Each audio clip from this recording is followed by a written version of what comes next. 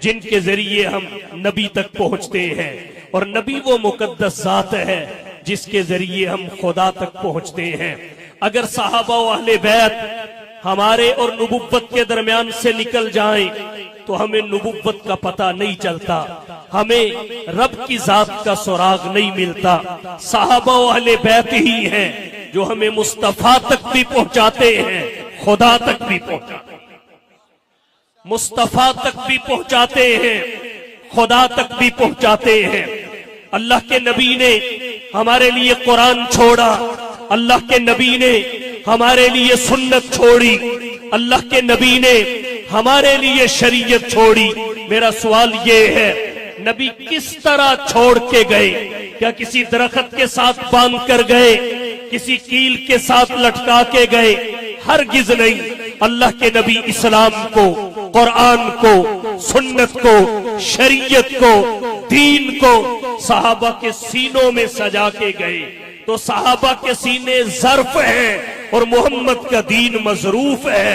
صحابہ کے سینے صندوق ہیں اور محمد کا دین ان صندوقوں میں سجا زیور ہے۔ اور ایک بات عرض کرنے لگا ہوں، توجہ سے سمجھیے، جب زیور صندوق میں آ جاتا ہے پھر نظر چور کی بھی صندوق پہ ہوتی ہے، نظر چوکیدار کی بھی صندوق پہ ہوتی ہے۔ چور چاہتا ہے اگر صندوق چرانے میں کامیاب ہو گیا تو زیور کو مرضی سے استعمال کروں گا، اور چوکیدار کہتا ہے اگر میں نے صندوق بچا لیا تو سارا زیور محفوظ ہو جائے گا۔ نظر چور کی بھی صندوق پہ، نظر چوکیدار کی بھی صندوق پہ۔ یہاں ایک بات کہنا چاہوں گا، یہ چور پاگل نہیں ہے، یہ بڑا عقل مند ہے۔ یہ ابو جہل کو گالی نہیں دیتا، ابو لہب کو گالی نہیں دیتا، فرعون پہ لعنت نہیں کرتا، حامان پہ لعنت نہیں کرتا، قارون پہ تبرہ نہیں کرتا۔ یہ محمد کے پہلو میں سونے والے ابو بکر و عمر کو لعن طعن کرتا ہے، انہیں گالیاں دیتا ہے۔ کیوں؟ اس لیے کہ یہ پاگل نہیں ہے، اسے پتا ہے دین روایت ہے، ابو بکر و عمر راوی ہے، اسے پتا ہے محمد کی سنت یہ منقول ہے، صحابہ اس کے ناقل ہیں، دین خبر ہے، صحابہ اس کے مخبر ہیں۔ اگر روایت کو مجروح کرنا ہو جرح راوی پہ کی جاتی ہے، اگر منقول کو مشکوک بنانا ہو جرح اس کے ناقل پہ کی جاتی ہے۔ اس لیے اس کا ہدف محمد کے صحابہ ہے۔ لیکن کہنا چاہتا ہوں اگر وہ پاگل نہیں ہے تو یہ علماء اور نعت خواں بھی غافل نہیں ہے۔ اگر وہ پاگل نہیں تو یہ غافل نہیں، انہیں بھی پتا ہے۔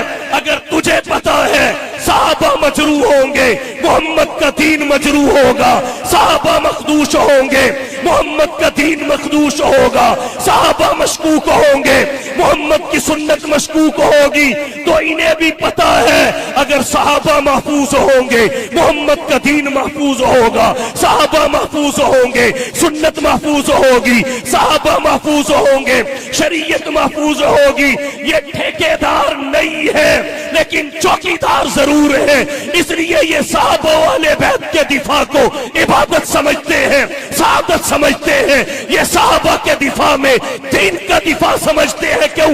اس لیے کہ انہیں پتا ہے صحابہ وہ ہیں جو محمد کی ذات کے گواہ، محمد کی بات کے گواہ، دن رات کے گواہ، جذبات و احساسات کے گواہ، محبت و احسانات کے گواہ، افکار و معاملات کے گواہ، فیصل اور تاثرات کے گواہ، رکوعات و سجدات کے گواہ، آیات و روایات کے گواہ، سفر طائف اور زخموں کے نشانات کے گواہ، معراج اور اللہ کی ملاقات کے گواہ، ازواج و بنات کے گواہ، نبی کی عبادت کے گواہ، نبی کے اعتقادات و عبادات کے گواہ، معاملات و اخلاقیات کے گواہ، معیشت و معاشرت کے گواہ، سیاست و تجارت کے گواہ، نبی کے زہد و ورع کے گواہ، علم و حکمت کے گواہ، سخاوت و شجاعت کے گواہ، عدالت و شرافت کے گواہ، فہم و ذکا کے گواہ، جود و سخا کے گواہ، بندہ نوازی کے گواہ، غریب پروری کے گواہ، انوارات و برکات کے گواہ، معجزات و مبشرات کے گواہ، غزوات و فتوحات کے گواہ،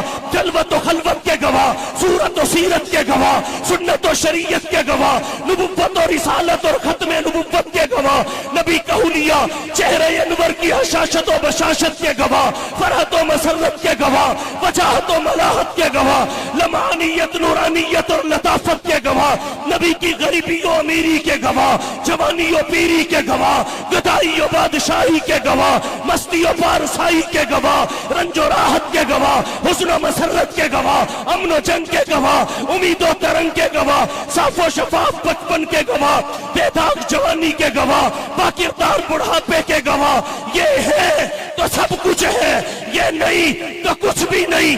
اس لیے ہم کہتے ہیں لے شوق سے نام صحابہ کا، لے شوق سے نام صحابہ کا، کر چرچا ہم صحابہ کا، گر طلب ہے تجھ کو جنت کی تو دامن تھام صحابہ کا. وآخر دعوانا نعرہ تکبیر.